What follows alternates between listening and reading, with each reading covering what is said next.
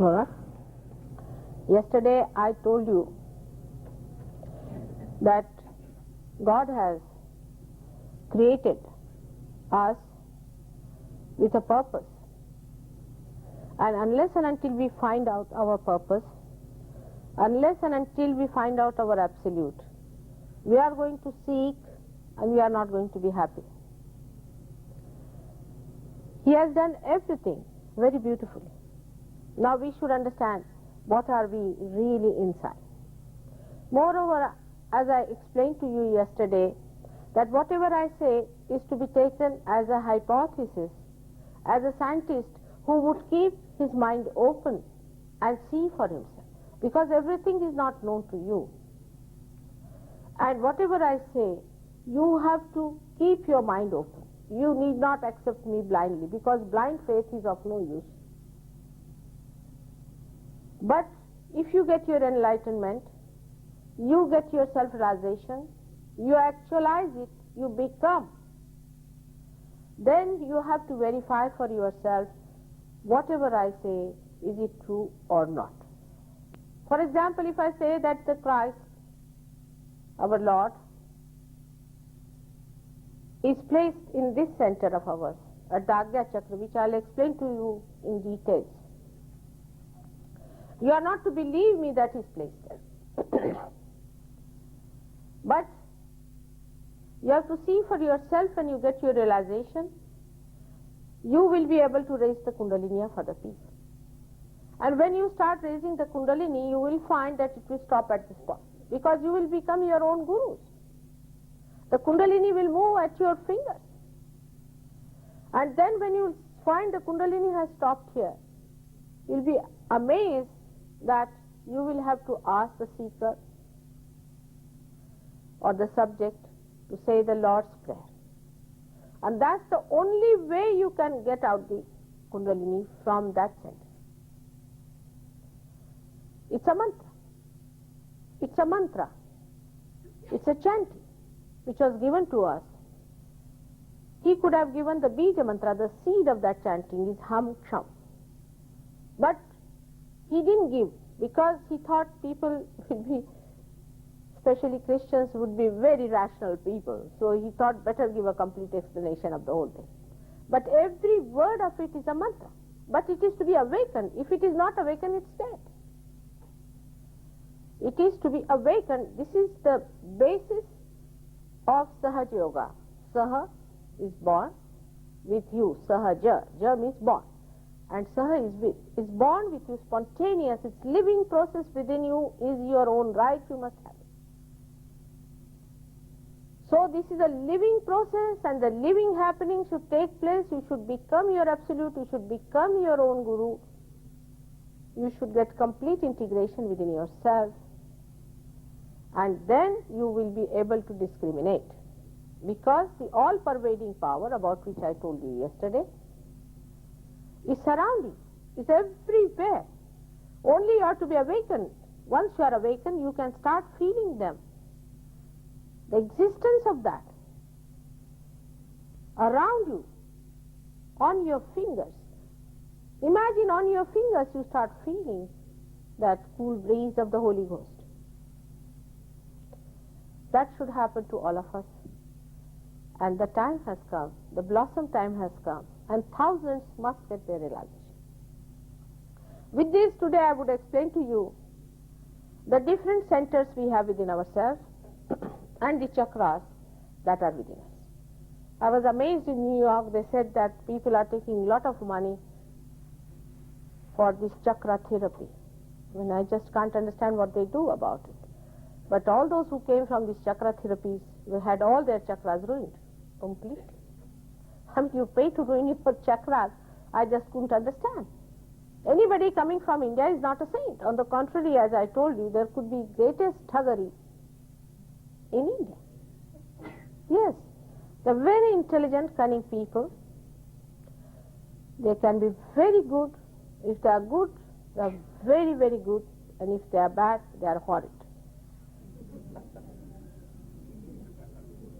So you have to be careful when you think of an Indian, that, as we cannot say that all Americans are Mr. Ford, in the same way, Indians also, you must know how to discriminate.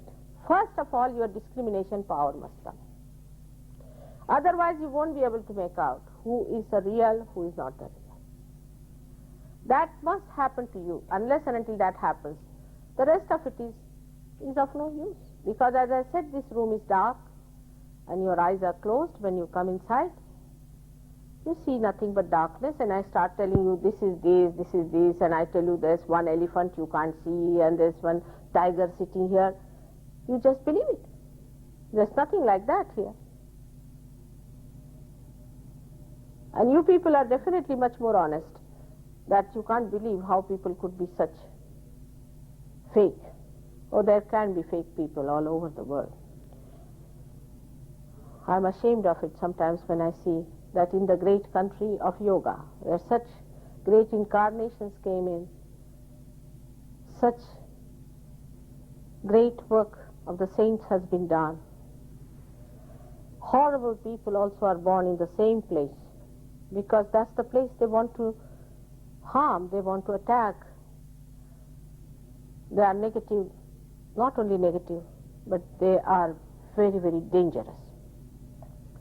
I may tell about them tomorrow or day after, but today I want to tell you about the good things that you are, the beauty that you are, and how beautifully you are made within yourself. So within us, as I told you, lies this residual power called as Kundalini. This is the part of the all-pervading power, which thinks, which understands, which coordinates, which loves. Is the integration of all these powers within us as this Kundalini. Now, so many books have been written about Kundalini. When I read them, I was shocked that how could people write books about Kundalini without understanding what it meant, without understanding where it was. Such big books have been written on Kundalini, which says the Kundalini is in the stomach, some says Kundalini is in the nose. I don't know, how could people write? I mean, it takes nothing for them to write something and to publish. And they are not afraid of God that they are writing all these nonsensical things without understanding it. So this is the Kundalini that is placed in the sacrum bone. Now this bone, even in English, is called a sacrum. This word comes from Greece. As I told you, that Greek people knew about Kundalini. Sacrum means sacred. This bone is a sacred bone. And why is it a sacred bone? Because the Kundalini, the primordial desire within us to be one with the divine, is still unmanifested and sleeping, and is the safest place where it has to be. Now you are paying attention to me. Now if I say you pay attention to yourself, you cannot. You may say I am paying attention, but you cannot. You cannot take your attention inside. But if there is some happening within you, then your attention is drawn inside. So it is built like this, that at a human level, this happening will take place of sprouting. And when this sprouting takes place, then your attention is pulled inside. This attention has gone out because of the prismatic, as you say the prism here, prismatic action of the brain of a human being. I will not go into the details of it, but there is a big science about that, why our attention is outside all the time. Now below the Kundalini, which is 3.5 coils, is placed a very important center of innocence.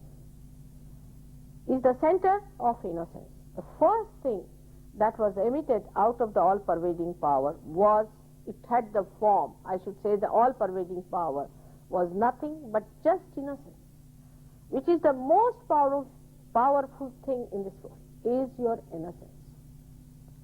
And this innocence is placed below the Kundalini and is adorned by the deity called as Shri Ganesha, who has a trunk like an elephant. This is the bija, this is the seed of Christ. This forms the seed, and then he incarnated on this earth. This is the subtle form on this earth, as Mahavishnu is written down in the Devi Purana, or we call him as Christ. The name Christ and his name Jesus, also has a very big meaning and relates to something that happened before him. Now this great incarnation of Christ came on this earth, which was nothing but innocence. Innocence itself took the form, and it was the all-pervading power itself which took the form and came on this earth. That's why this is a very important center, is the beginning. Because it is innocence. It is like a lotus. And it is placed at a point where the gate to hell are open within us. This center gives rise in the gross. Now this is a subtle center called as Muladhara Chakra. Chakra Muladhara. Muladhara means the support of the root. Now root is the Kundalini. It is the support of the root. Kundalini is the mother. And this is your innocence. This is your childhood. And that's the mother. And the mother is there to give you your realization, waiting all the time. She is your own individual mother, and she is just waiting ages together to give you the experience of self-realization, to give you your second birth. Now the last center looks after, in the gross, the pelvic plexus, which you have heard of, which has also got 4 subplexuses. This has also got 4 petals, as we call it. There are 4 petals. So this center looks after the pelvic plexus in the gross, which looks after the excretion.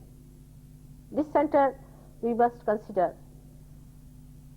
at length a little bit, which is very important to understand, that this also looks after the sex and reproduction, mainly the sex and other excretions.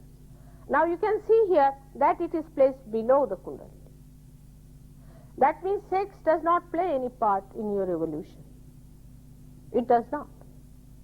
Those people who say that sex has something to do with Kundalini are really blasphemous and very ugly people, because you cannot put sex to your mother.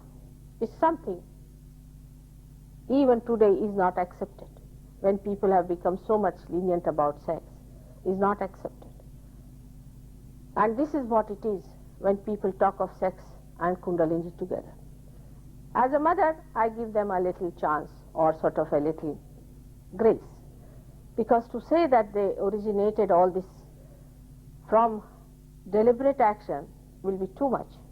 I would say that maybe when they were meditating, at the sex point they might have seen Ganesha's trunk, which they might have thought to be the Kundalini. Possibly that's how they went into a wrong situation. But of course it's a very wrong thing.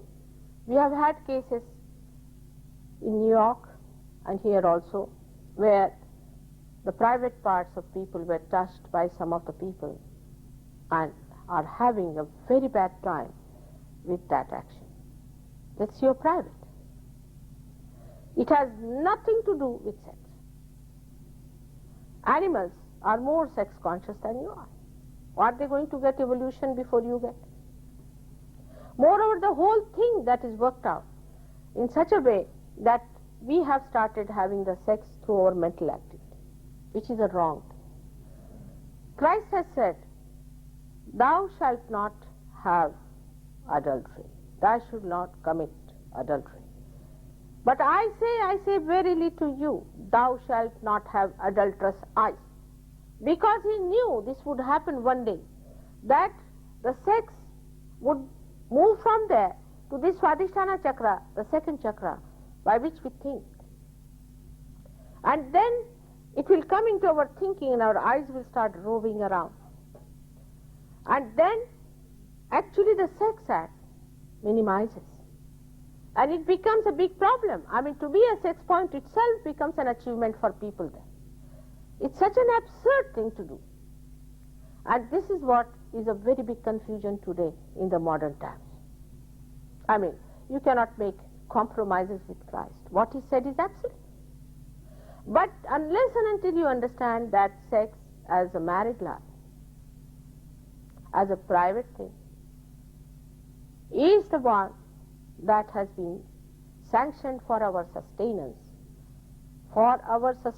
as human beings, that has to be looked after, is to be respected, is sacred.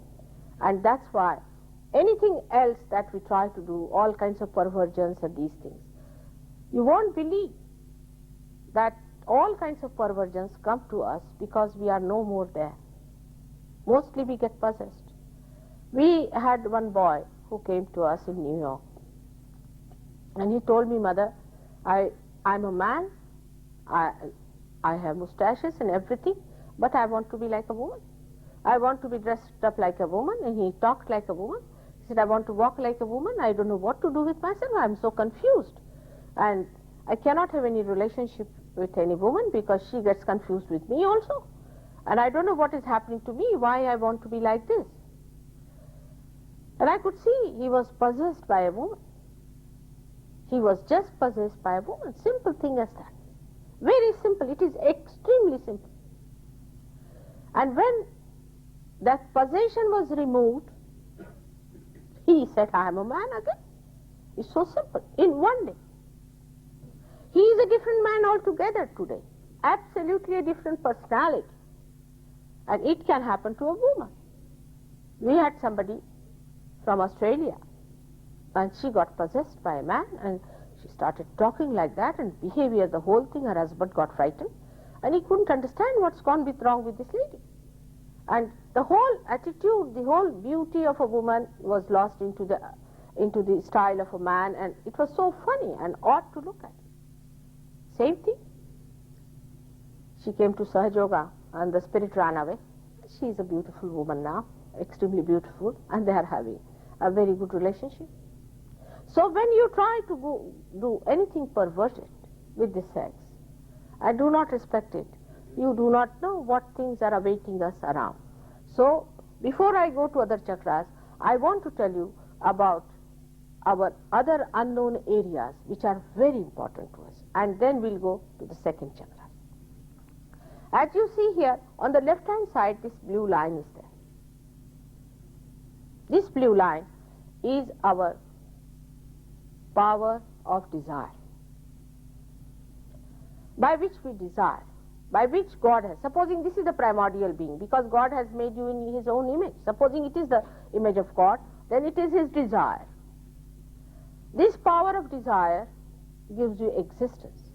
And when this desire is over, when the spirit which is watching the drama of this body gets fed up, it disappears.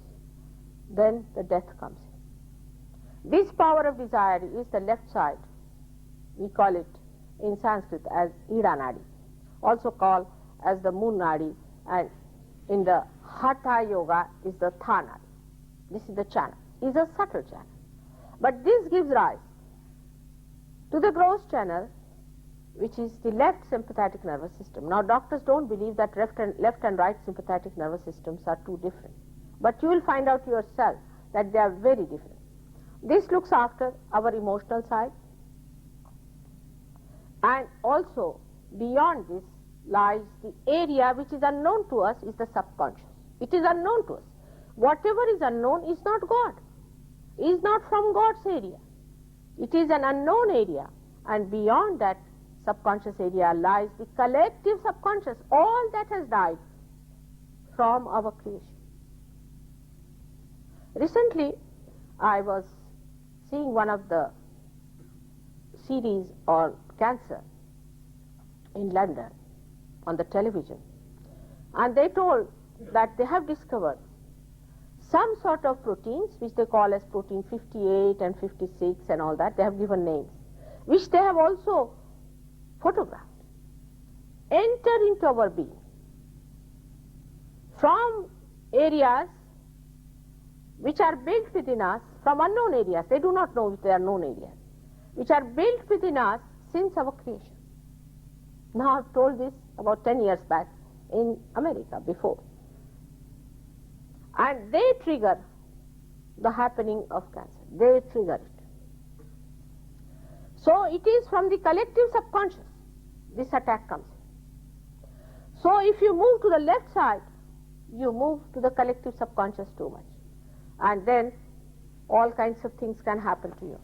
For example, first of all, you start getting shaking, you start hearing voices, you start feeling that you are losing your body, you are going on top of some place and seeing things. Is all these spirits are doing. Now it has reached such a serious state that in Switzerland I found that many children were killed because of this action. The mother is supposing with some clairvoyant lady or somebody who is doing this spiritual work. It's a very dangerous thing. One should never take to this kind of a thing. If you take to these things, 7 generations suffer.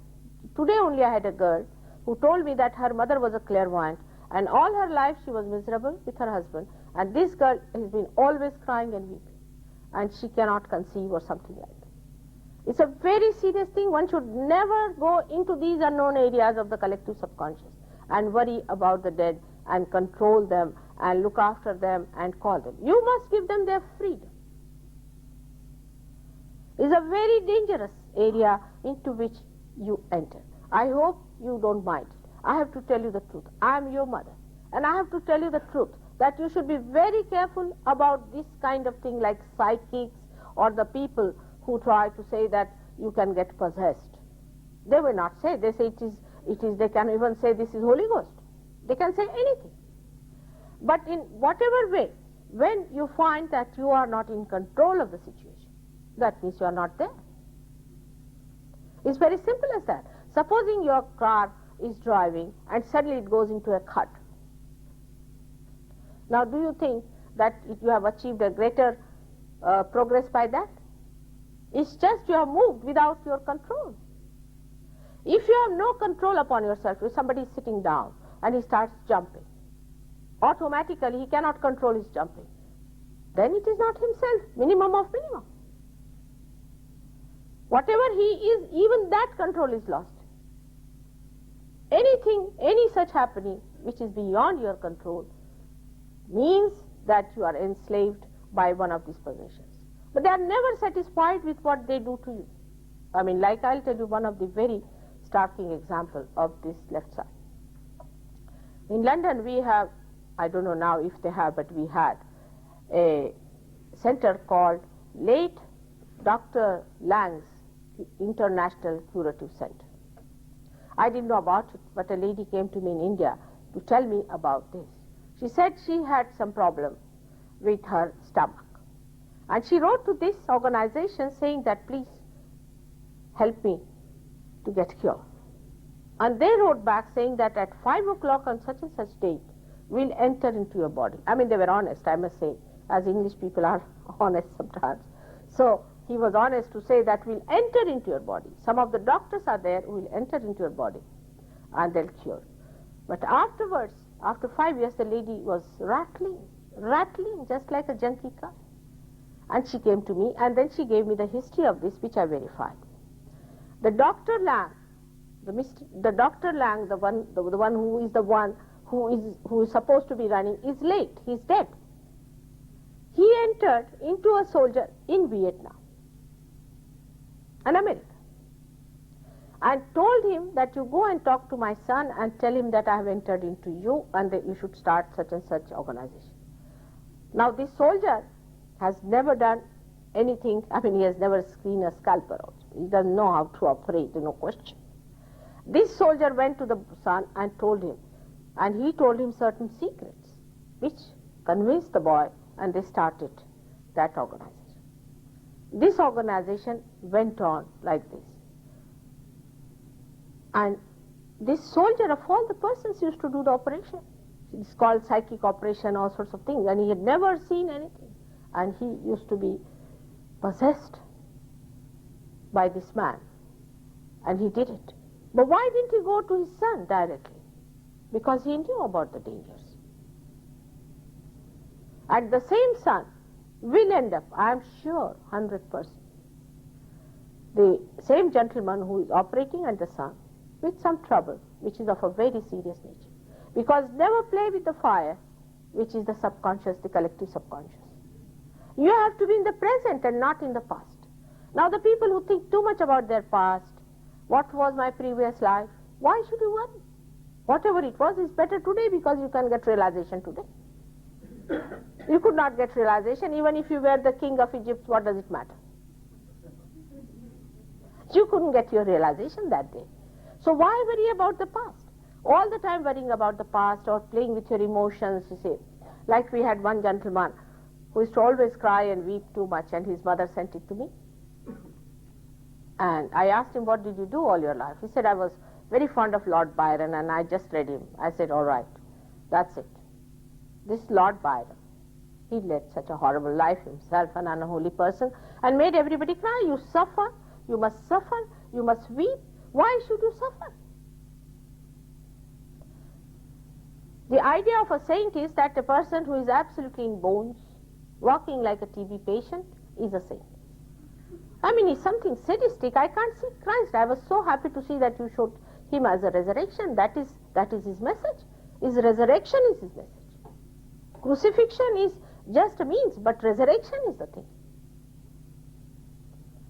And a lanky-panky stuff walking like a saint, how can that be? Is it possible a person who is bestowed with God's blessing has to be a healthy, cheerful, and a very happy person? Has to be that.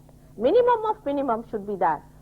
And I was happy to see even Mr. Paulson here, who was very healthy, and this thing I said, now this is a religious place, because wherever I go, I find such serious and absolutely sickly people. So the people who believe in sufferings, like the Jews, they deny Christ. Why? Because he was a Jew. It's absolutely true about human nature. If I was an American, you would not have accepted. In India, the Indian Christians, in whose community I was born, have not accepted me at all. Can you imagine? I have got Muslim disciples, Hindus, I have got Parsis and Sikhs, but hardly one or two, and maybe my family. They have not accepted me. They didn't accept Christ. And because they didn't accept, they couldn't accept that he suffered for us. Why should we suffer? Has he suffered less for you anyway? Has he left some for you to suffer? So, you want to suffer, all right, have Hitler and suffer. That's it, have it.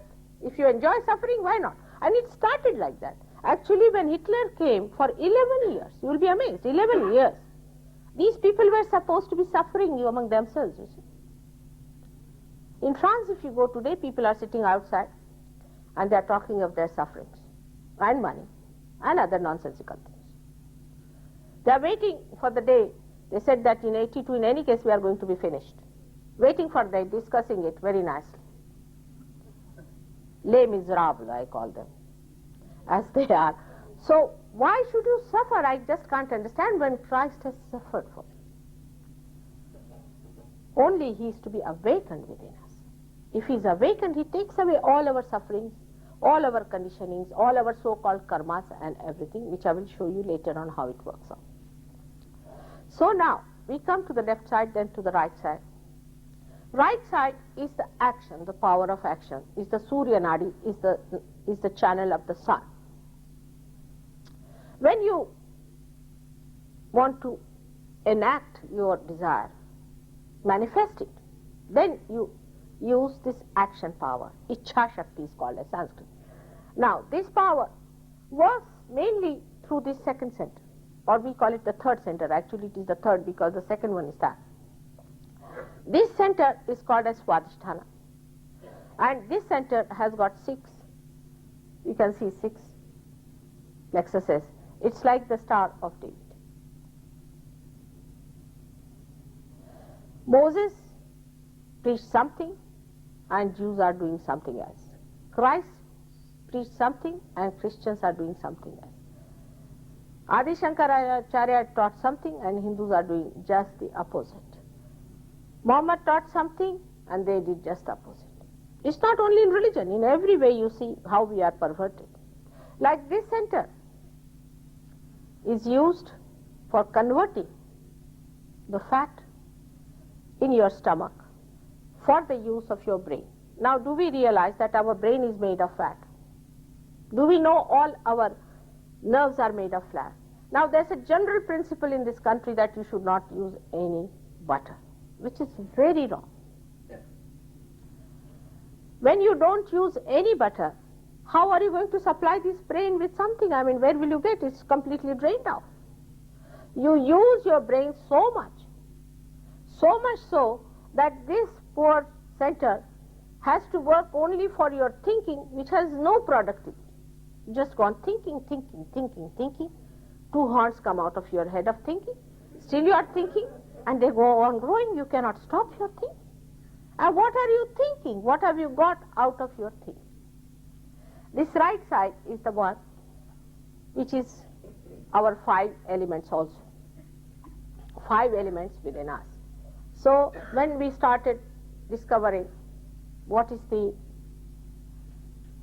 essence of the 5 elements, in India we started the Vedas thousands of years back, and the effect of that is shown now is the science. You discovered the science, that you understood how to master these 5 elements.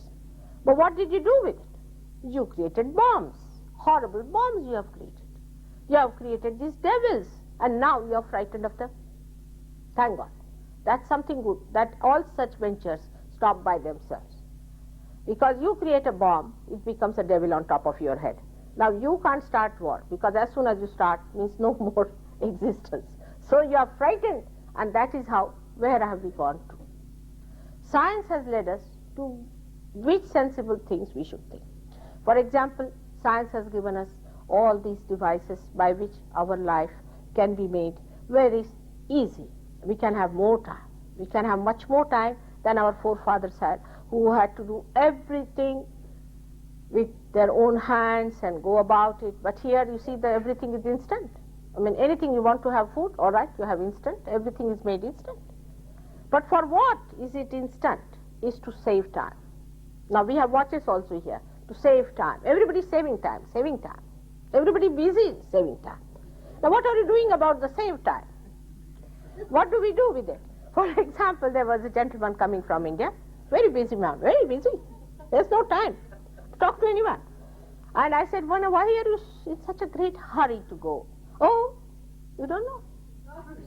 I'm very important for what? I have to attend a particular ball for 5 hours there. Very good. Is that the way you are going to say? And then I have to attend a race course. I have to do this, I have to do that. This is no saving of time. This is the real waste of time. Real waste of time is this way we do it. And how are we going to save our time? Time is to be saved, to be realized, to be in meditation, to enjoy the beauties of God. That's why these are all things are given to us, and that's how we should look at them.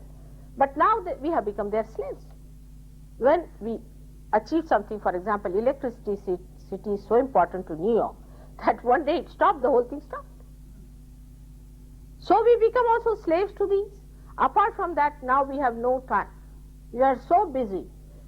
I don't know. I thought that here people will have more time than we have in India, because you see, if you have to travel, we have very funny trains, and we have not yet developed as you people are. Sometimes I have to go to villages in bullock carts and this and this. But people have no time. This is the trouble in these countries. They have no time at all, and I don't know what constructive work they are doing for themselves. So this is what is the right side where we go wrong. But the worst thing we do is to think.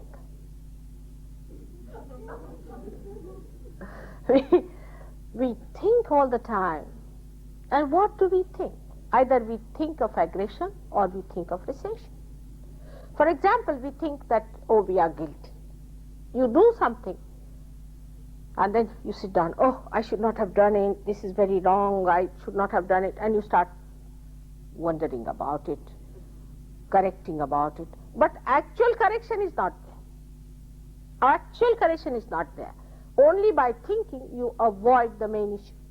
You have to be in the present, but thinking can only take you to the left or to the right, to the past or to the present. You cannot be at the state where you become just yourself. There's no thought.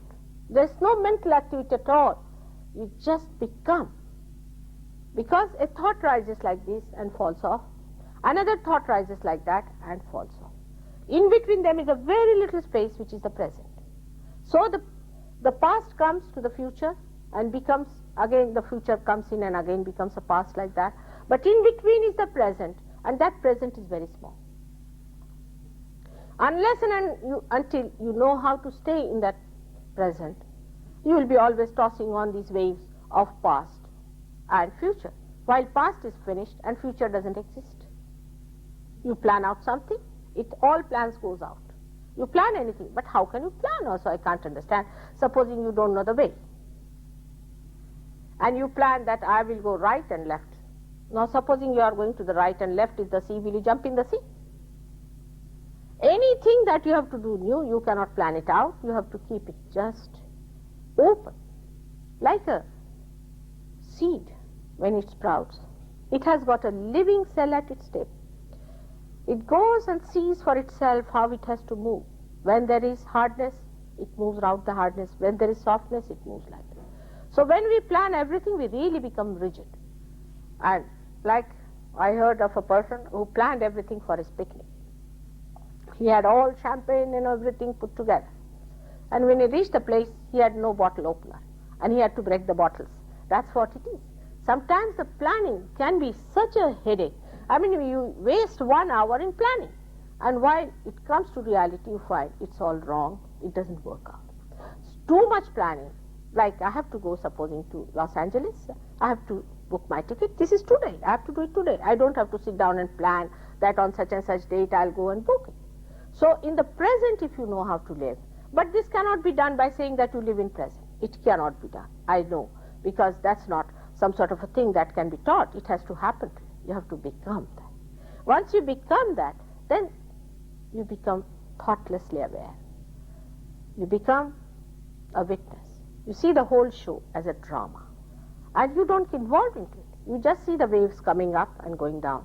Like I can say, you are standing in the water and there are waves around and you are frightened. But if you are put in the boat, you start seeing those things. If you know how to swim, you can enjoy those waves. In the same way, when you become a master, when you come in the boat, in the state of thoughtless awareness, then you start seeing these things. And the whole thing appears like a drama. Actually, the whole thing is a drama, but the drama must end for you to see that it's just a drama and you are unnecessarily worried about you. And by worry, you know for definite, nothing works out. But if I say, don't worry, you will worry more. That's not the way. That's not the way. They all tried these tricks to say, don't do that and don't do that. It never worked. With human beings, it doesn't work out.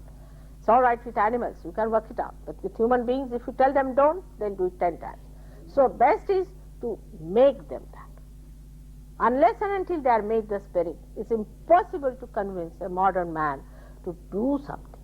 So it's best is first let them have their realization, let them have their light, let them see for themselves what's the problem, let them feel it and correct it. It's let them judge themselves. That is the best way is to do it. And that's the time has come for you to have it and see for yourself and be able to discriminate between false and reality. Now this side beyond this is the supraconscious area. And beyond this is the collective supraconscious. Now if you take LSD, for example, you take LSD, you go onto supraconscious area. I was surprised when I went to Colombia. I asked them, they had a condor as their emblem for Navy. And I said, how condor is your emblem? Because condor has nothing to do with the Navy. They said, our old Indians have told us that a god called Shri Vishnu, just see the name, came on a condor, and really condor is the conveyance of Vishnu. Can you imagine? I was amazed at this. How did these people in thousands of years back saw? But then I said, what were they doing normally? What was their pastime? And they showed me a thing made out of a shell of a fruit and with a little stirring rod in it. I said, what is this? They said they used to make some sort of an amrose. Oh, I see, that's it. And even today Peru is exporting that ambrose to you, which is nothing but LSD. If you take things like that, of that nature, of LSD nature, you go to the right side. You move to your supraconscious area. Means you get disintegrated. In the morning I told you that when you are integrated, you don't see any auras or anything around the person. When you are disintegrated, only then you see, because you become these 5 elements. When you are integrated, you don't see anything.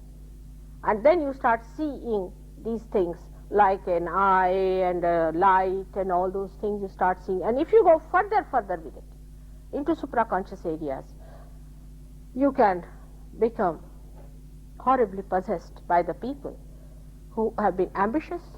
Even Hitler can possess you. Hitler did that. Hitler did all supraconscious activity in Germany. How he possessed people was through supraconscious. Because in the supraconscious, collective supraconscious, there are many ambitious people who have died. Like Gauguin was an ambitious man, but he became mad. I don't know how he became mad. Normally, an ambitious man doesn't become mad. He makes everyone mad, but he doesn't become himself. But this fellow was possessed, and we saw it in the television that a man who was possessed by this Gauguin was painting just like him. I know. You see Gauguin's paintings, that you must be knowing also that in one line he puts lots of color, and he was doing it very fast. And he said, I am possessed by Gauguin.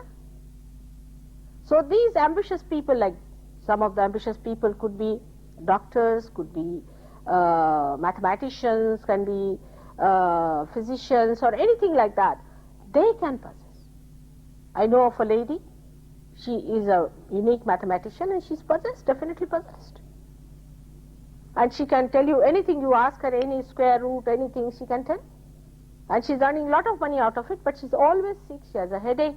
She came to me for curing. I said, you have to give up this nonsense. She said, let me make sufficient money, then I'll give up. I said, by that time I may not be there. So these things can happen to you with the supraconscious activity. And this awareness of supraconscious is also very dangerous.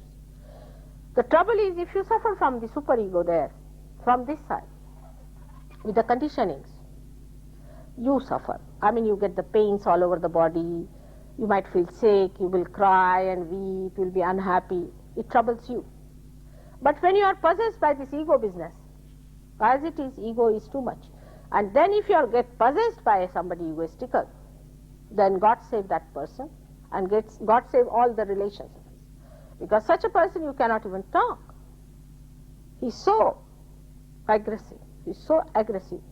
He will aggress all the other people. Ultimately, he himself becomes absolutely stupid fool. Many people whom we think are very successful in life really are stupid. If you look at them, they are really stupid people. Like we can say, this Kennedy's man, what was his name is, whom she married. He was a stupid fool. I have met him. I met him, he was a real fool, I tell you.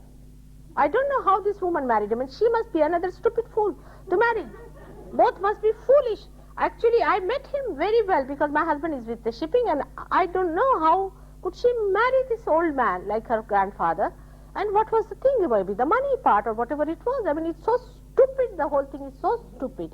And this stupidity you can see, even it grows with your age more and more, and you become more stupid. Like an 80-year-old woman writing love letters to an 18-year-old boy is stupidity, is absolute stupidity. I tell you, if you see it from wisdom point of view, one can't understand an old man who is like a great-grandfather writing a love letter to a little girl of 18 years, or an old woman who could be a great-great-great-grandmother writing to a little boy like that. Is absurd. And they are so stupid, and they talk like this. I believe in this. Of course, all the donkeys believe like that. So there's nothing new about it. But they are so staringly stupid that you are amazed, you know. Start looking at them. What's the matter with them? This is the blessing of this Mr. Ego, which exists in the head, sometimes goes up like a balloon. But you start seeing it. You start seeing it when you get your realization. I had a disciple, one of my sons, who came to me, and one day he said, Mother, I'm really frightened with one idea. I said, what is it? But you don't tell me if it is true. I said, what is it? He said, was I Napoleon in my last life? I So what makes you think like that? Because I can see such a big ego on my head. This could be only Napoleon, and I know how to draw. These two things put together, could I have been Napoleon? But if I was, you don't tell me, otherwise I will commit suicide, even after realization. So it is, ego becomes then a headache to us. It becomes a headache, and we want to get rid of it. We start seeing it, and it presses you. You get a headache, and you feel it in the Agya, how it troubles you. Then it starts troubling you, not others so much as it troubles you, because you don't want to accept that you are egoistical. You start seeing it. But you don't say that you have an ego. You will come and tell me, Mother, I've got an Agya catching, and we have to clear that Agya. Nobody feels bad about it, because you are separated from yourself.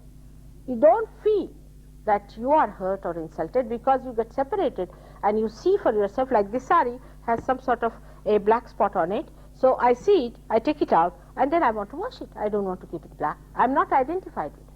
So all these fixations also drop out when you get realized, because you go in the center, not on the left or to the right. Now movement on the right actually is the blessing of this center, in the center, because the central line is the line of our evolution, is the line of sustenance, is the line by which we have become human beings. First of all, we get our sustenance. Like we can say, the gold is untarnishable. That is the sustenance of gold. We can say carbon has 4 valencies. In the same way, human beings have 10 valencies. They are in the stomach. These are the 10 sustenance described as the 10 commandments in the Bible. They all can be explained very well in Sahaja Yoga. This is the human sustenance which is around in that part, which we call as void. It's not the same void or the gap as the same, but this is the void. We mean the space where we exist in our evolutionary state. Now this center is the one that is presided over. This one, the second one, is presided over by the Creator, and this one is through the Preserver, the one who preserves.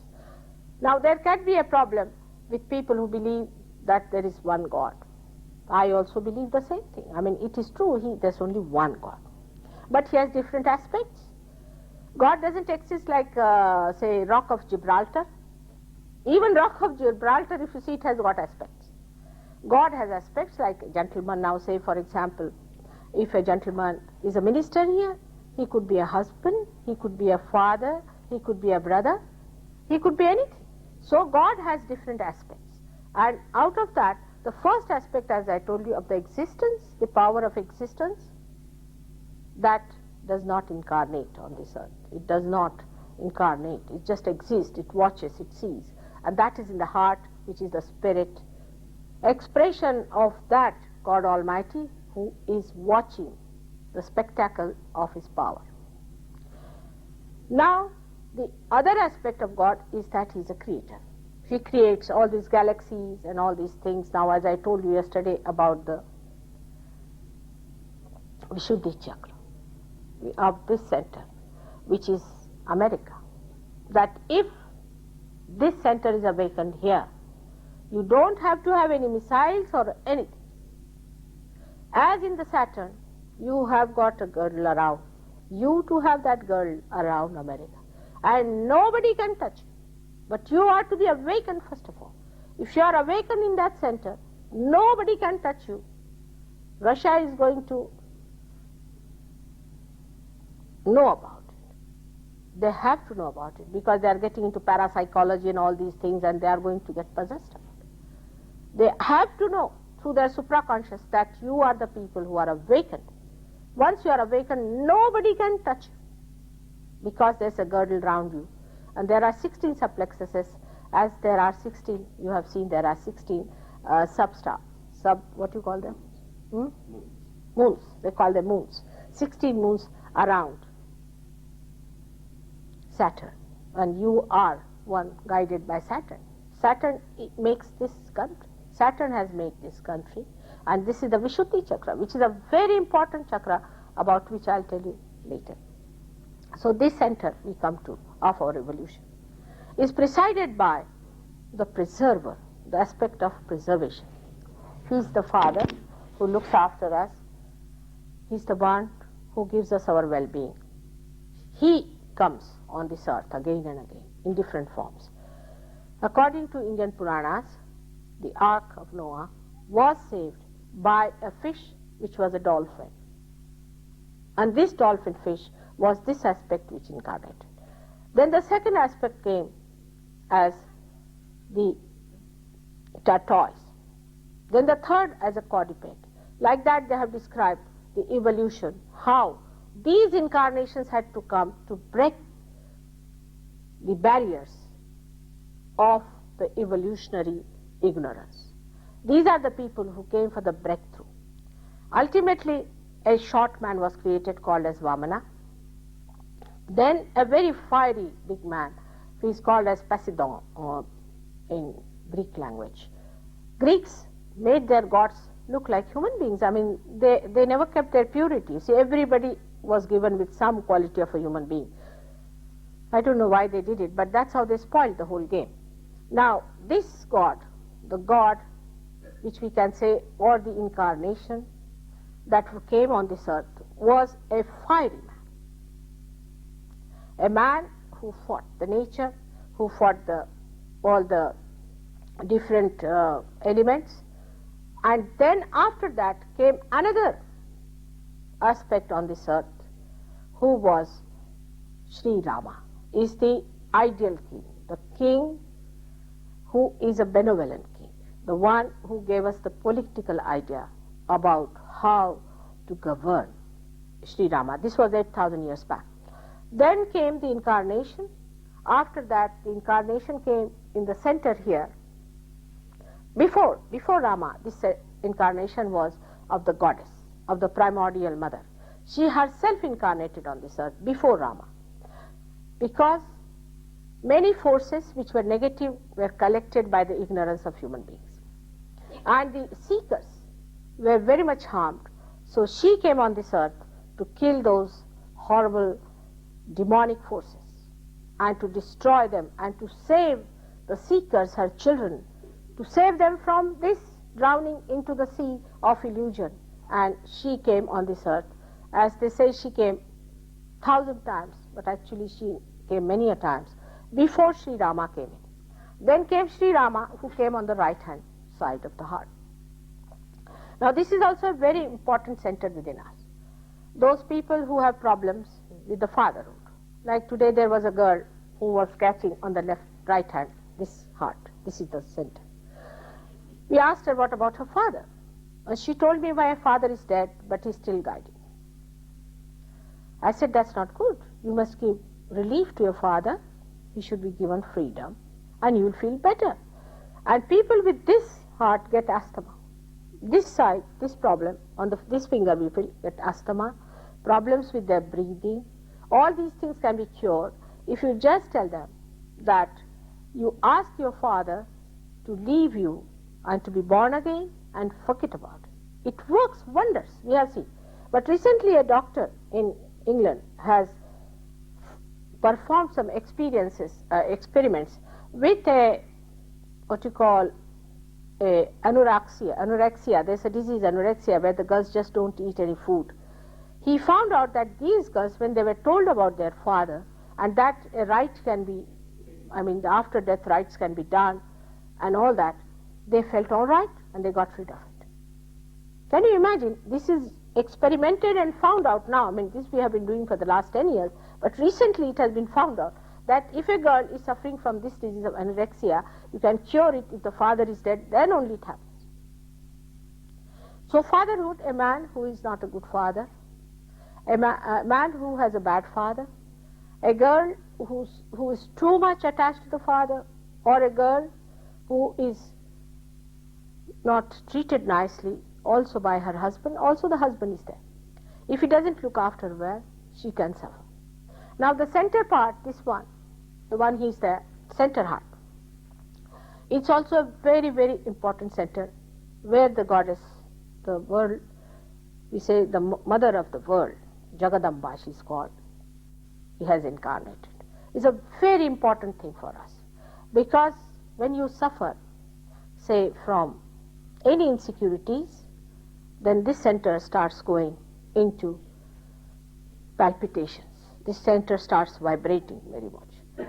Till the boy is of 12 years or a girl is of 12 years, in the sternum bone, the antibodies are created by this center. This center creates the antibodies, and they circulate in the whole body and remain there. And whenever there is an attack, either from an entity or from any disease or anything, these antibodies fight it. And that is the center which is very important, especially for women. If their motherhood is challenged, or if they are insecure, if their husbands are making them insecure by any of their behavior, then they develop this trouble of this center, where they may get breast cancer. Breast cancer comes to women when they are insecure. Only it can be cured when this center is awakened. Breast cancer can be very easily cured if they could be secured through awakening of this center, of the mother of the universe. And then we have the center up there, which is the Vishuddhi chakra, which is a very important for you, because it is adorned by the completion of this evolution, as called as Virat. It is Shri Krishna who is the complete incarnation of this primordial being. And he is placed there. It is he who is the witness, who is watching. When the Kundalini rises over this, you start witnessing the whole thing. It has got 16 subplexuses, and which look after your face, your nose, eyes, ears, and all these places. And when this center is out, then you have all kinds of problems. Say the left side. Left side, Vishuddhi chakra catches when you feel guilty, when you are diffident, when you start thinking that it is very wrong too, I should have not done this and all that, then the left Vishuddhi catches. Or also with smoking, it catches. Smoking spoils the center very much. Imagine, in America, the percentage of smokers is the maximum. Can you imagine? In this center only, where they are born, this is the maximum here. Like England is the heart of the universe, where they are lethargic. Europe is the liver of the world, where they are drinking. America is the Vishuddhi of the world, where they are smoking. What a justice done to themselves and to God, their creator. So smoking is against the center. Thank God now it is established that it causes cancer. But still people are smoking. That's what does it matter? But this is a very, very important center for us, because this is the time when we raised our head. The center came up. Now see, the ego and superego start developing actually from here. So this gives rise to ego and superego. Somebody is a very arrogant person, catches on the right. Who is very, very aggressive type, he catches on the right vision. In the center, a person who is against God, who is anti-God, who is against collectivity, who is talking against God, who is openly saying things against God, catches on the center. So this center, as it is very important for you, because if you can awaken this center within you here, as I told you, you become as powerful as Shri Krishna. Shri Krishna has a Samhara Shakti. He has the power to kill. He has 4 special things with him, 4 weapons by which he kills. But one of them is this, in his hand is a discus. And this discus is shown around the Saturn which you see. And with this discus, at any distance, he can destroy. So his destructive powers are built in you. Nobody can destroy you. You have to just get to yourself and become yourself. You'll become so powerful a nation, but powerful in loving, in being compassionate and affectionate. In the real sense of the word, not the way we are now trying to help others. It's not the way, it can be very disgraceful sometimes. The way we try to help others can be very disgraceful. You'll be amazed how sometimes you people have helped and have created problem for others. I'll give you a very simple example which is really surprising and astonishing. Some years back we had a dearth of wheat and people sent horrible wheat to India, horrible, that even the animals would not eat, just to help us, you see. We are not so badly off people, we are very fussy about food. We may be poor, but we don't eat everything. We are very fussy. So people threw away that wheat outside. That wheat grew into a grass which was called as Congress grass. Can you imagine? And that grass started moving from the roads to the fields, from the fields to all the trees, and started engulfing them. It was like a mad grass. It was like a malignant grass, eating away everything that imagine. As it is, we had dearth of thing, and this thing came, and we didn't know what to do with it. So we tried some Sahaja Yoga tricks, and it has worked. And thank God that grass is now finished. But from that, with that grass, you had sent some other seeds of acacia, and these also people threw away. Out of this came out such horrible trees of acacia that it has got thorns which are poisonous. And in the villages they have grown so big that children can't play. And if they touch that, they get very seriously ill. It's a very serious, which you have done so innocently. There's no grace about it, I think, the way it was done. And that's how we can create problem through our help to others, because what is there to help? Who is the other? If you are the collectivity, if you are Shri Krishna, then what are you helping? You are helping yourself. This is your own finger. If you help your own finger, you don't help it in a different way than you help other fingers. That means you become collective being, and you are. People like Abraham Lincoln, as I said yesterday, and great people in this country established these great ideals of liberty. And liberty, they said that even Roosevelt once said that poverty anywhere is a threat to prosperity anywhere. What a great thing to say, to feel that oneness with others, that anywhere poverty is a threat to our prosperity. All this collectivity has been expressed by your great men in this country. Not only, but the sense of responsibility, because it is on your shoulders. The responsibility of making others the self realize is your responsibility. You are the responsible nation. You are responsible for the whole universe. Whatever things you do here, that goes outside. You took to rock and roll, people started doing rock and roll.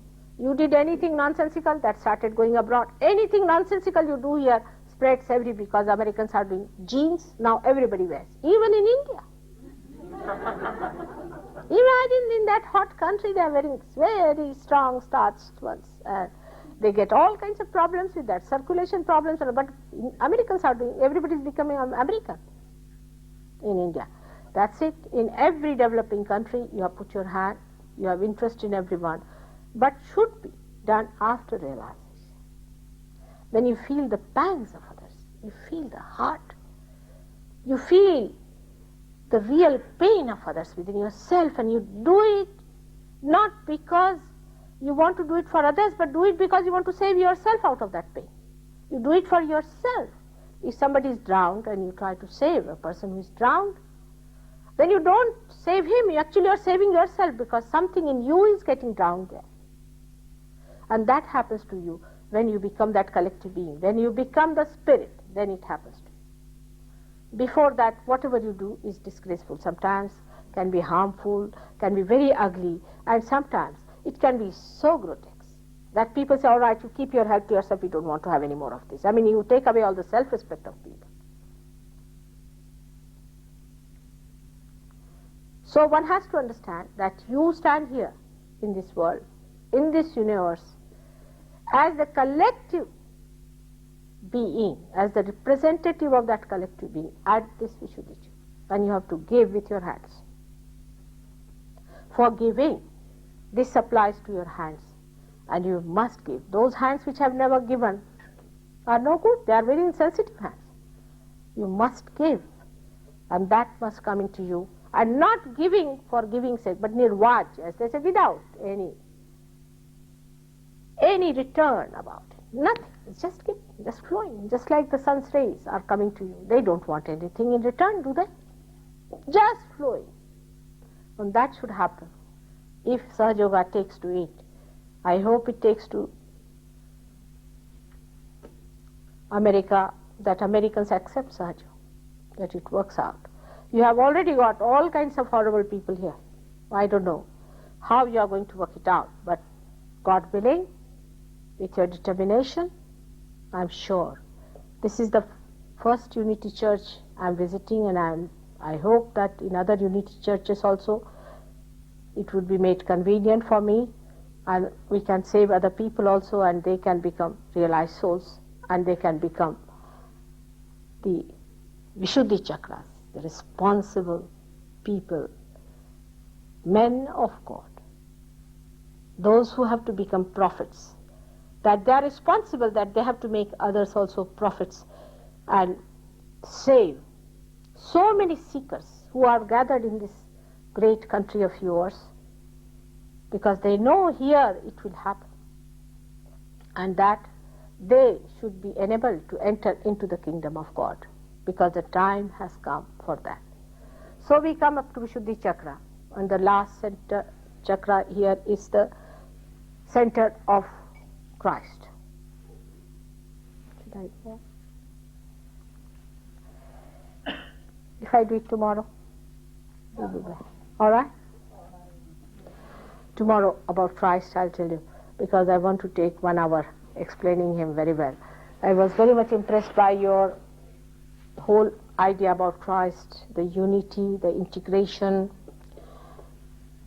and your symbols are very correct. Everything is just there. Somebody has to just trigger it, and it will work out. First, you must get your realization. Grow into it. Develop your discrimination. You become your own guru. And then everything that you are doing in this Unity Church will have a great meaning. You can prove it. You can prove it that there is God, there is Christ, there are all these incarnations. Christ himself has said that those who are not against me are with me. These are the people. And I'm sure one day it will happen that Unity Church will show its own worth, its own explanation of its existence, why it came into existence. Thank you very much.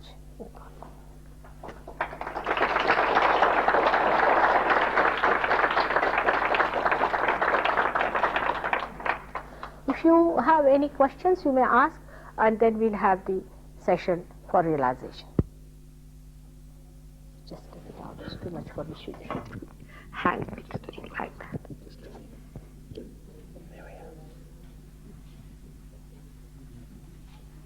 we are.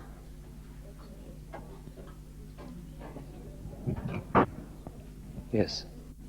Sometimes in meditation or in chanting. Can you speak up? Sometimes in meditation and in chanting, the person will be rocking.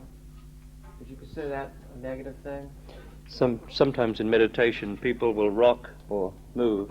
Is this a negative thing? Absolutely. Absolutely. You should not rock. There should be no movement. The eye should be steady. There should be no movement in the eyelids. Nothing. This rocking is absolutely wrong. All these things should not happen. That's not meditation. Meditation is where you are absolutely normal. You are always in meditation after realization. You are in meditation. Yeah? I've studied with Paramahansa Yogananda.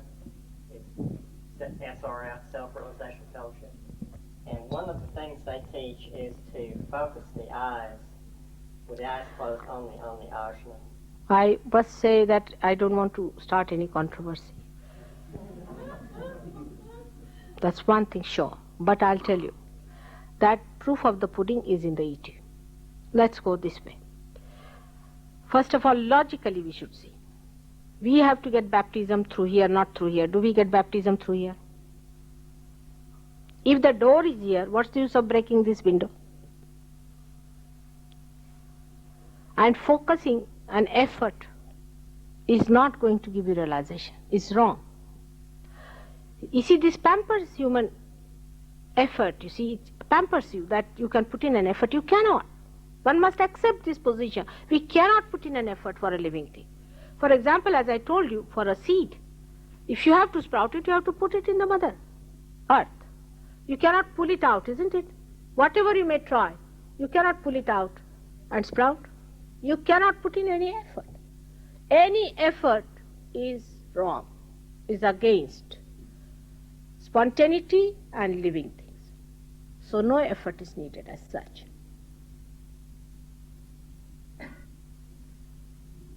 Yes. I'd like to ask her about that center where the immune body is developed. At what age and what can you do in order to make that immunity get bigger? Or She says two questions. At what age does the immune bodies start developing? And secondly, is there any way in which you can expand the capacity of the immune bodies? Of course. Of course, that is what Sahaja Yoga is. When you become the truth, all untruth falls off. That is what Sahaja Yoga is. Absolutely, that is what it is. Tomorrow I am going to tell you about Christ and about cancer. About all these immune bodies, how we fight them. That may be day after tomorrow, I don't know. But tomorrow may not be, but day after tomorrow I'll tell you how to grow into it. Absolutely. You learn how to protect. You learn how to fight. Absolutely. That is what happens. After realization, then you must learn the divine technique, not before realization. After realization, not before. Before it is connected, what's the use of playing with it? It has to be connected first.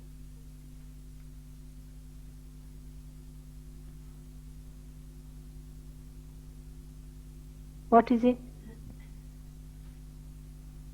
Any other questions? Yes. What are the avenues available to keep these channels open? What are the avenues available to keep the channels open? To be your spirit.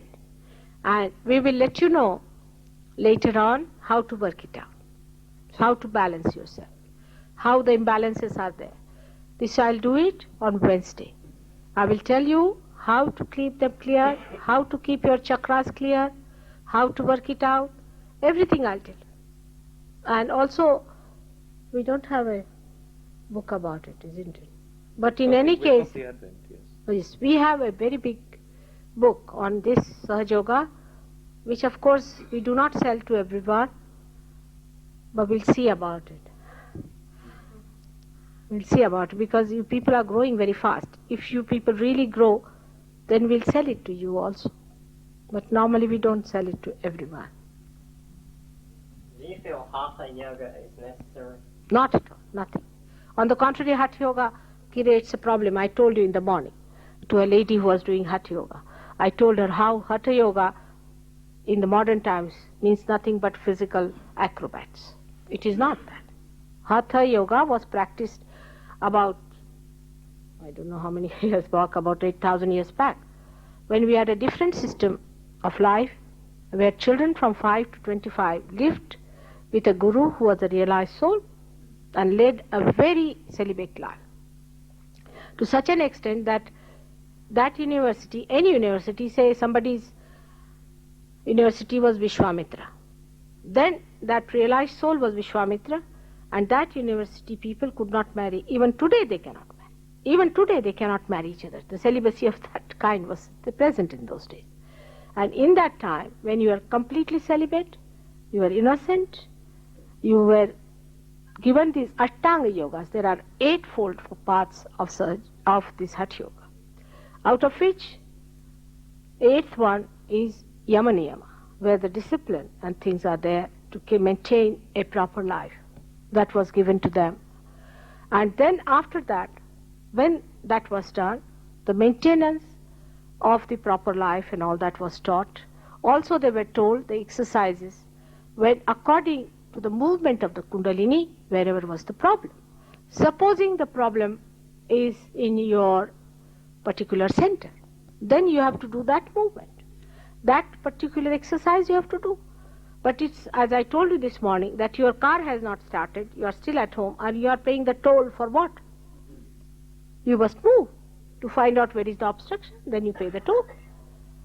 And nowadays it is so absurd that we take the Hatha Yoga in such a manner that we take the whole medicine box without having any disease and get diseased. It's a big science. It's a very big science. One has to understand that everything is correlated. How is your center? Which center is catching? What center requires what kind of treatment? How to clear it? And this technique you will learn in no time. It's very simple once you get your realization. Is there anything that we can start doing now? Yes, just now I'm going to give you realization. All right? That's it. That's just like a seeker. Just like a seeker.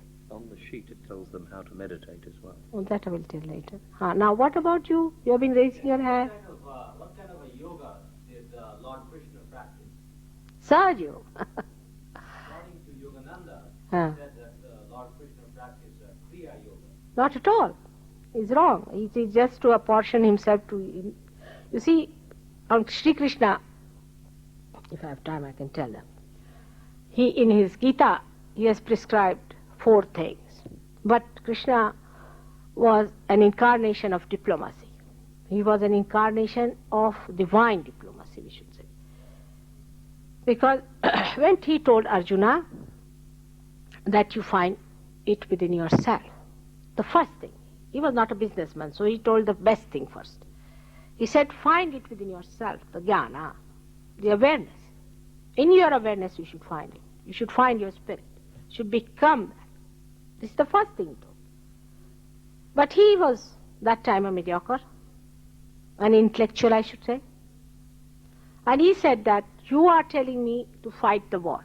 And here you are saying that you find yourself and you become yourself and to be a witness. What Sri Krishna meant was that you become a witness, then the whole thing becomes a drama. But he didn't understand.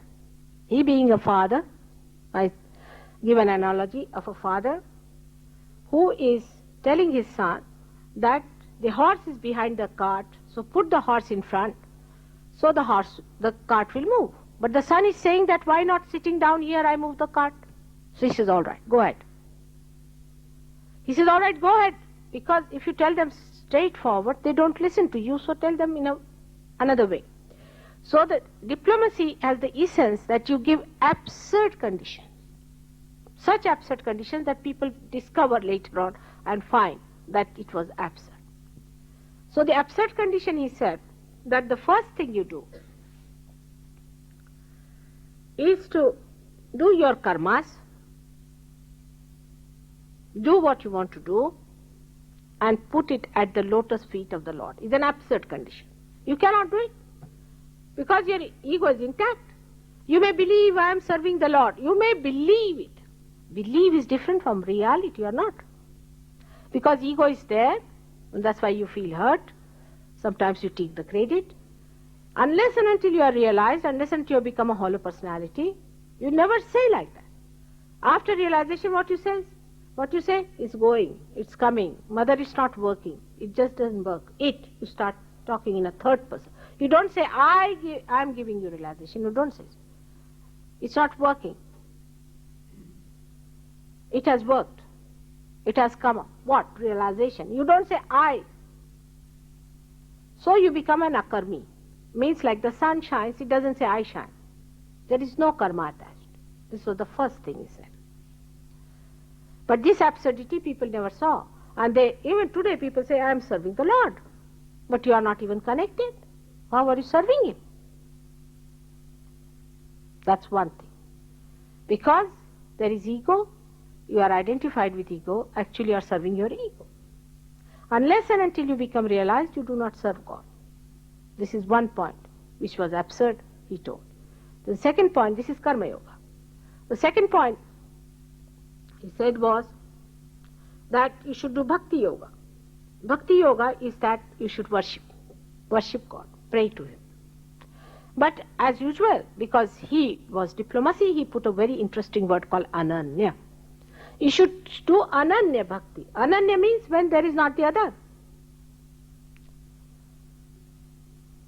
When there is not the other. When you are not the other. When you are one with God. That means all those people who are talking Hare Rama, Hare Rama, Hare Krishna on Oxford Street are not connected. They are spoiling, their throat will get throat cancers. You are not yet connected. You should be ananya. Ananya means you should be realized. You should be connected with God. Imagine, supposing you're President Reagan. I go to him and stand before his house and start calling Reagan, Reagan, Reagan. I'll be arrested. I must have a proper protocol. I must have proper permission. I should have a proper way of going there, isn't it? Everybody starts calling God as if he's in his pocket. God, give me a job, give me money, give me a car, give me this. I mean, imagine. You have to be connected with God. That's what he said very clearly, ananya. But these people, these are blind people, they cannot see through.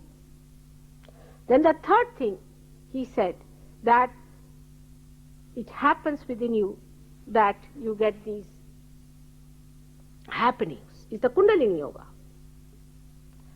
He said that when the Kundalini starts, the Jalandhar Bandha and all these bandhas take place. When the Kundalini rises, these granthis go into a particular kind of a formation, like a car. When you start, all the engine starts moving. So he described all the engine, how it moves.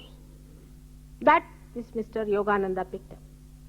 And he said he preached Kriya Yoga. That means if you say have a car which has stopped, which has not yet started, you move the wheel and you move all the machines, will it work? You cannot do it. It happens automatically. It is spontaneous happening within us. When we eat our food, how the food is digested? Automatically. In the same way, when Kundalini rises to support its rise, all these bandhas and all these kriyas take place, and khechari. Also, your tongue is pulled in. So people, they cut their tongue, put it back. Is that the way? It is absolutely artificial, it's stupid. To do like that, many people have seen. I don't know, the early ones who came of Yogananda, they had the tongues wagging like that. Imagine by doing all these things, take out your eyes, take out your nose. This is not the way. And that you suffer, you shave your heads, wear a kind of a cloth. You cannot. It's a thing that's living within you and acts in a living way. You cannot just maneuver it. Artificially you cannot. It has to start. Like even this camera, you see, a television, anything, this has to be put to the mains. You cannot start with your finger the camera working, can you? The electricity has to be there. In the same way, energy of Kundalini has to be there to work it out. This is absurd.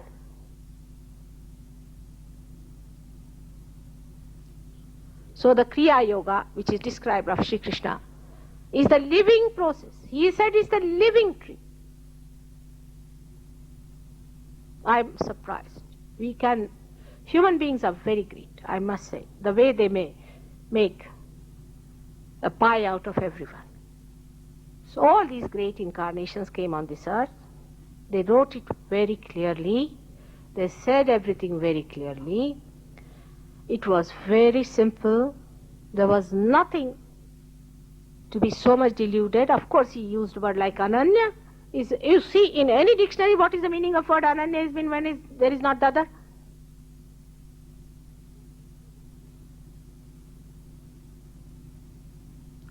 What have we made of Christ? What have we made of Krishna? What have we made of Rama? When I see this, I'm amazed. But you can't make anything out of me, because you will get your realization. After that, if you try to do anything to me, you lose your vibration straight forward. I can tell you this, man. There was a gentleman who got his realization from me, an Indian, typically. He went to New York, started his thing, and then in Los Angeles he started a Sahaja Yoga center. He came back to see me in Bombay, and the Sahaja Yogis told me that he's just giving us a fit. It's horrible. His vibrations are horrible. I said, I know that, you don't talk to him. So I called him. I said, what do you do? Oh, I've started a big thing there in Los Angeles and in New York and this and that. All right, can I have a brochure? You won't believe he had written that for ordinary vibrations, $75, and for extraordinary special vibrations, $175. I said, oh God, what's this? I said, how do you do this way? He says, yes, mother, that's how we have to do after I have to live. I said, you have to live, all right. You do your work that you are doing. You are teaching something, you do that. But you cannot sell these vibrations. I didn't give you for selling. Did you buy from me? He wouldn't believe. And he was very angry. And then he went away. He said, there's a guru who is in Calicut. He's a very wonderful man. I said, you go and see him. He went and saw him. And this guru wouldn't allow him to enter into his house. He threw stones at him. He wouldn't allow him to enter even the gate. So he went back to the station. He was sitting down there. Then somebody met him from the guru. He said that guru was saying that he went and insulted mother, and how does he come to be here? I'll not see his face.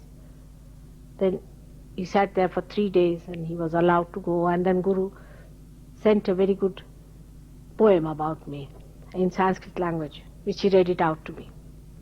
But the fellow is just the same still. He's not changed. He's just the same. Now, he has no vibrations, he's not a Sahaja Yogi, he has nothing to do, but he has an ashram, he's making money out of it. Of course, we have withdrawn our photographs and everything, but he's just the same. What am I to do? He's now making them stand on their heads and do all kinds of things. And he has more people than you are here. That's the best part of it. People are more attracted to these things than to reality. It's very true. When I came last time to America, there was a lady. I told her that your guru was believing in all miracles and you better not start it. She said, no. I want the ultimate, I want the parama, I am not going to go into it. I said, all right. Promise me. She said, yes. But then she started getting some sort of a rice falling from her hand and all that. And then she started doing her things, you see. She called people, told them even the name of the horses which are going to win. All sorts of things. And you won't believe, when I went back to America, to my most embarrassed condition, I found that she had 3,000 disciples falling at her feet. And she was absolutely possessed. She came to me and I told her, what are you doing? She said, Mother, this is the powers you have given me. I said, I've never given you these powers to beat people and tell them about horses. This is absurd. She said, but this has happened to me. I said, all supraconscious, all nonsense. She wouldn't listen. I said, all right, tell this gentleman about his future. She told him something. It's all wrong. It's not true. I said, tell this lady. She couldn't tell. She said, Mother, have you taken away my powers? I said, if they were your powers, I would have garlanded, I would have worshipped you. But they are not yours. They have gone, finished. But she would not give up. You see, popularity. She was on with it. Now, only thing is, she's in a lunatic asylum. So all these things they do. They know how to make these things. They're so superficial. They don't know what injuries they're doing to themselves and to others.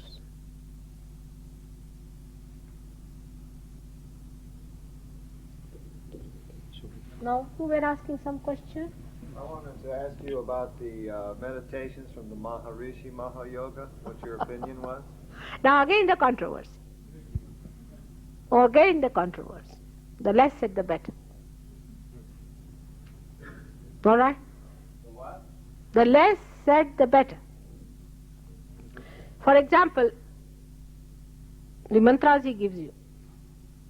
You know what they mean? One of them, Inga. It means the tail of the scorpion. Now where is the scorpion and where is the tail?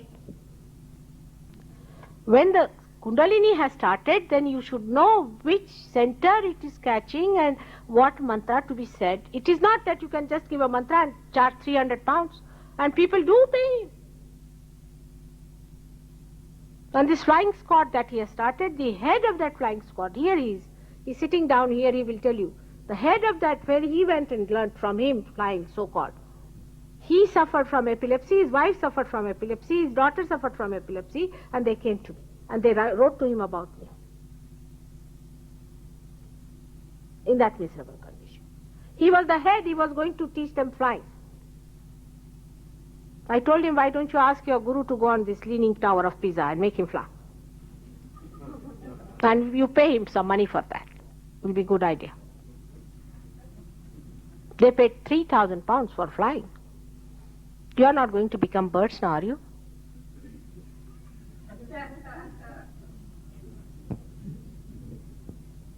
But it is very difficult, to accept, really, because you have paid so much money. This is like we have paid it. So better have it. You see, whatever, like you go to a restaurant, you pay for it. And may be bad, but you eat it. It's after all you have paid for it. That's human nature, isn't it? Oh, it's terrible. It's terrible. And difficult to give realization to people from all these gurus. I can tell you. Yogananda or this, what's his name is? This Bandasura's name, what is his name? Muktananda. I know them very well. I know them. I've known them for ages. And they know me too.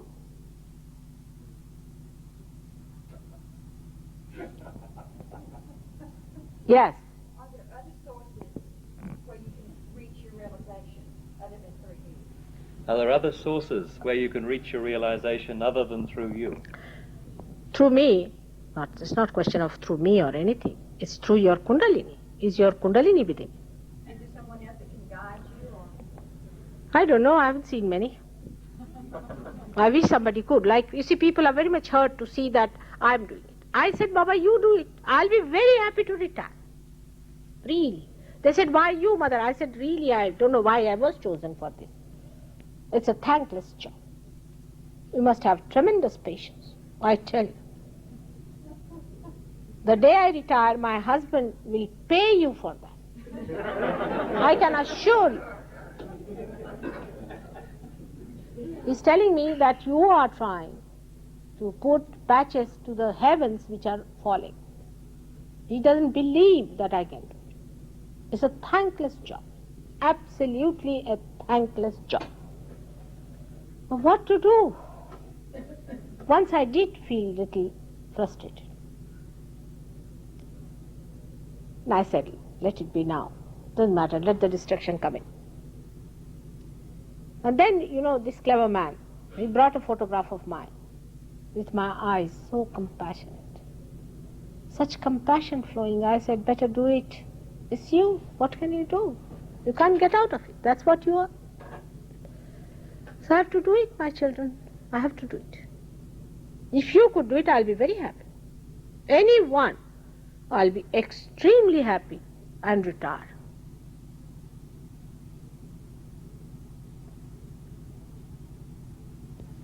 Other Sahaja Yogis can. Of course. Other Sahaja Yogis can give you realization. For example, Warren himself has given realization to I don't know how many thousand. But I know of a person who has given realization to more than 10,000 people in India. Yes. Yes. You can give realization. You can give it. All right? Is the lotus position any special advantage over sitting normally? Well, Is the lotus position any special advantage? not in Sahaja Yoga. Not in Sahaja Yoga. You see, now God has decided to give you in any position you sit. He has to save his creation. Many people can't even sit on the ground. So they are not to be forced now. Whatever position you have, you are all right. You drink, all right. You take drugs, all right. You are a thief, all right. Any kind, come along. Once you get realization, these things will drop out. This is the trick. Better come along and have it. There's no position required nothing required. Only the desire to be the spirit, that's all. They want it. Now they want it, that's all. So, that's all. That's the best way, all right? Now those who got it yesterday are here, some of them, and those who have come for the first time are also here.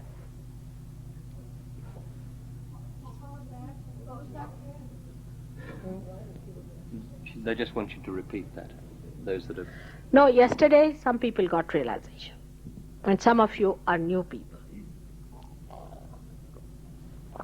We'll have to later on see them, those who are new and those who got realization. Especially yesterday I would like to meet them. But yesterday I could meet them, so I would like to meet them, and those who are new also, we'll see if we can work it out. Now, if you can put your both the hands towards me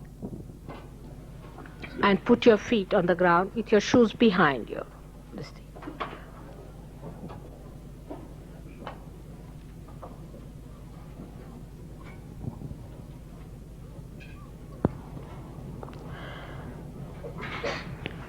Those who have got realization have to know all about it. You must know about your chakras, you must know how to raise Kundalini, you must know how to give realization to others. This has to work out. If you do not give realization to others, you may lose your vibrations. You may. Because the light that doesn't give light is of no use. What's the use of giving light to a thing which doesn't give light at all to others? It's not for you, it's for others. But you also start feeling yourself.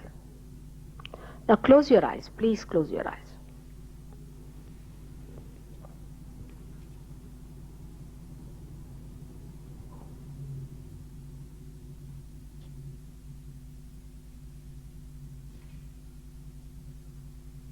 Are you better today? This one is better. No, he's still getting it intermittently.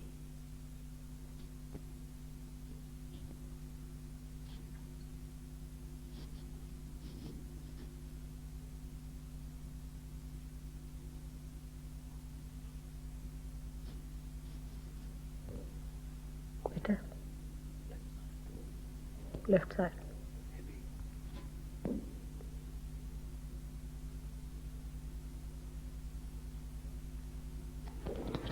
Put your right hand on your heart. Keep your eyes shut and left hand towards me. Like this, as if for asking. Now close your eyes. Don't open your eyes. Please don't open your eyes.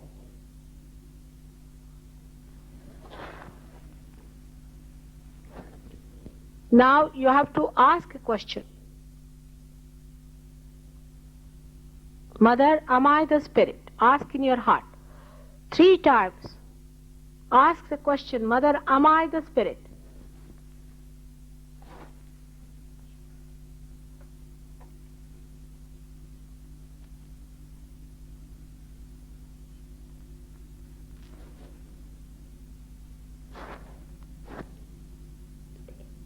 Better.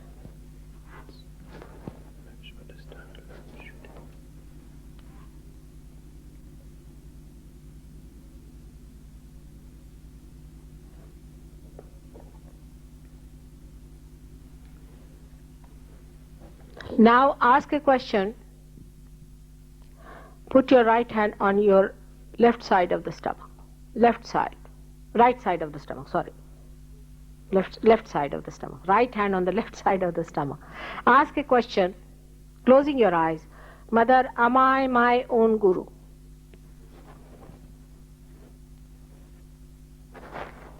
Right. Left side of the stomach. Mother, am I my own guru? Ask a question. Ask 3 times. Better.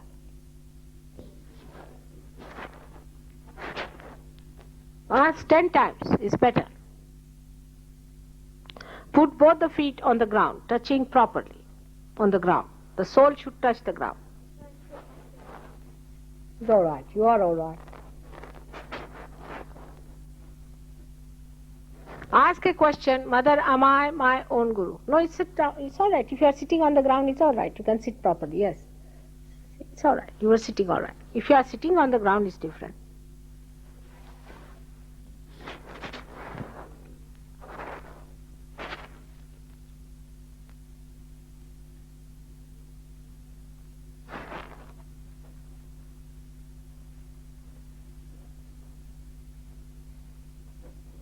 Now put your right hand again on your heart. And without feeling guilty, this I say thrice, without feeling guilty, you should say that, please forgive me if I have done any mistakes in my seeking. Or just say, please forgive me.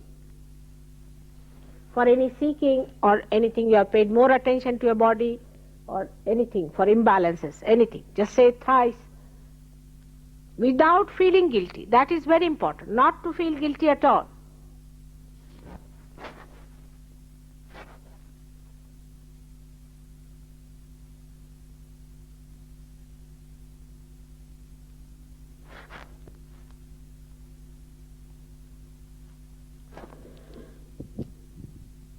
Water. Now put both the hands towards me.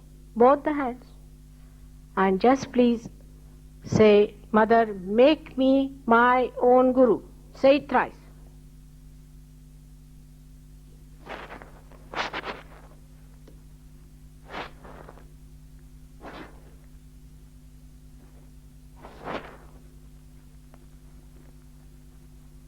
Put the fingers towards me.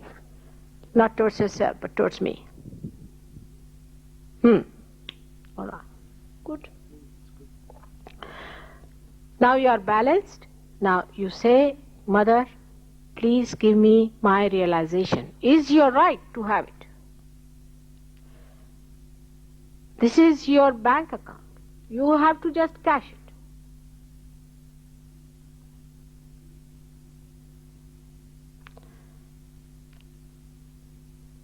I cannot force it to you. You have to ask for it. If you don't ask for it, I cannot surpass your freedom to ask for it. You have to ask for it. If you don't ask for it, it won't work.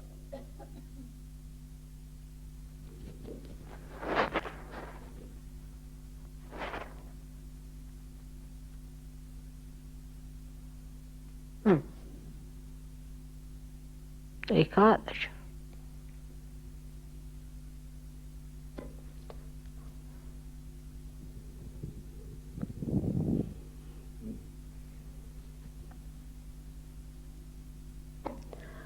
Now as we are in Vishuddhi Chakra, we have to say, Mother, am I the part and parcel of the whole? Am I the part and parcel of the whole?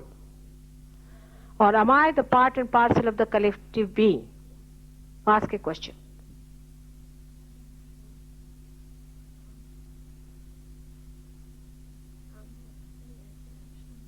What is it? Repeat it.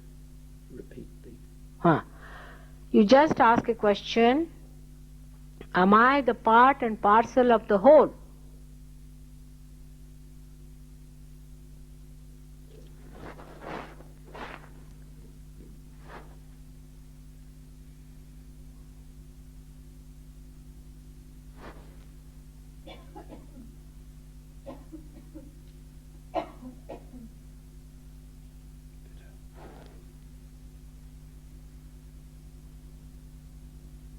Keep your eyes shut, otherwise the Kundalini won't rise above the Agya.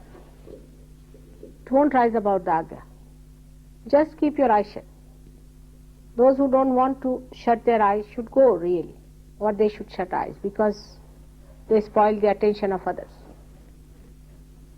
Because in the collective being, everybody has to do the same. One cell starts doing something else, it spoils. So to help others, please keep your eyes shut.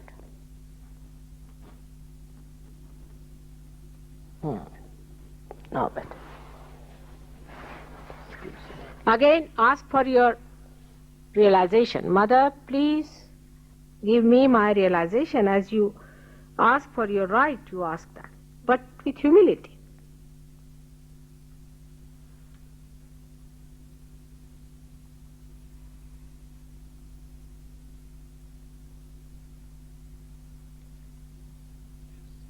Mm.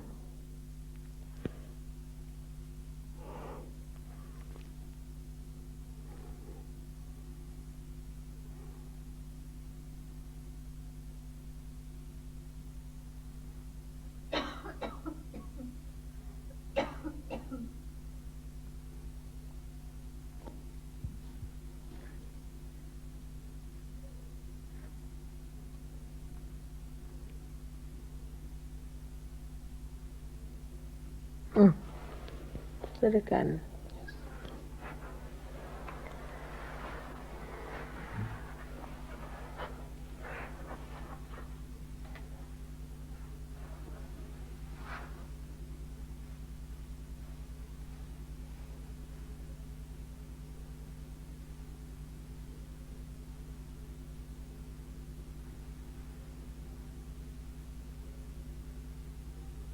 Mm.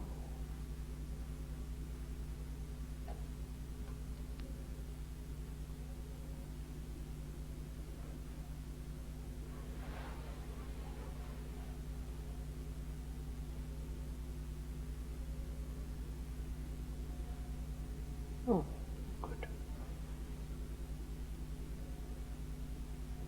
Hmm.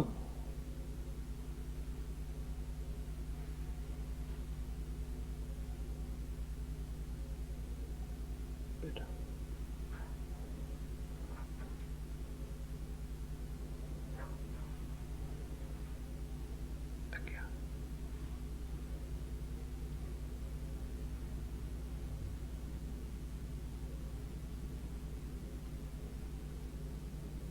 Hmm.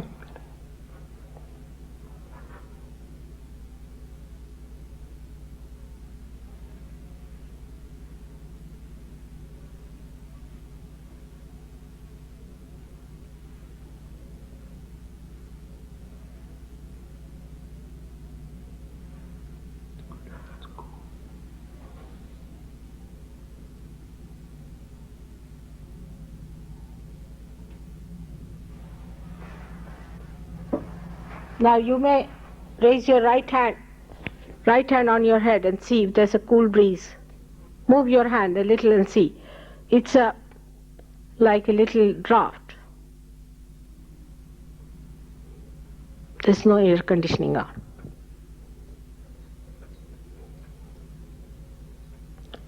Some of you might feel hot.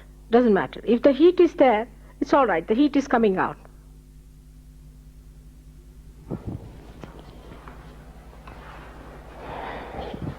Now, you put your hands towards me again and see if you are getting in your hand. Today I spoke about the Vishuddhi, so must work out.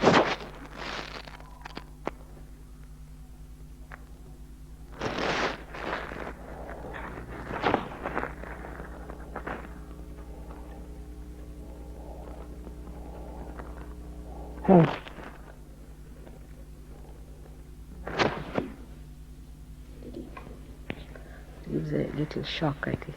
Does it? Maybe at this point. Yes.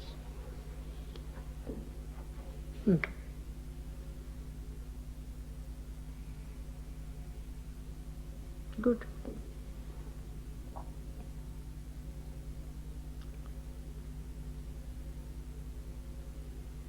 If you are not feeling in your hands, you will feel in your head. Again, see if it is there. If you are feeling in your hand, it's all right. It's perfect.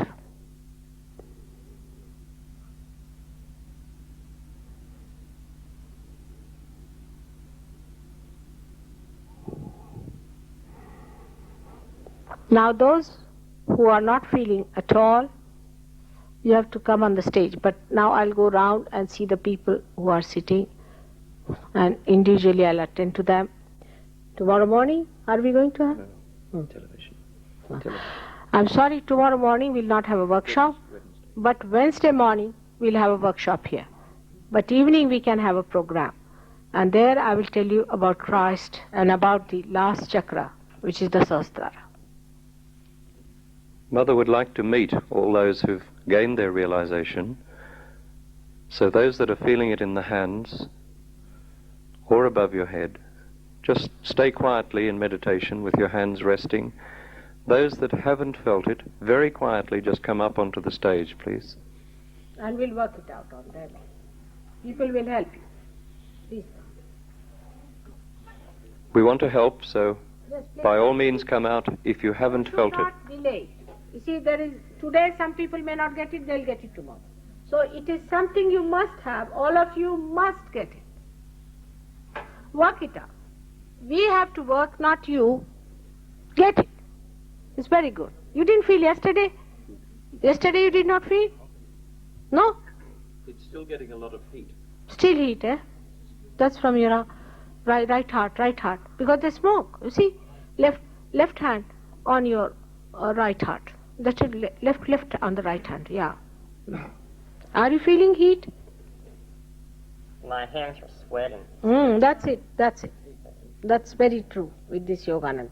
Now you just say, Mother, make me my own Guru. You just say that, all right?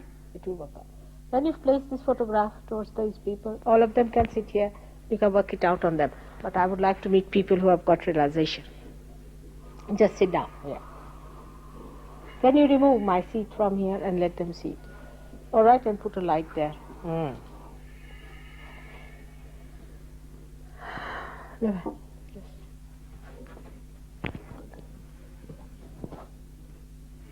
Ravi, have you got? This comes here.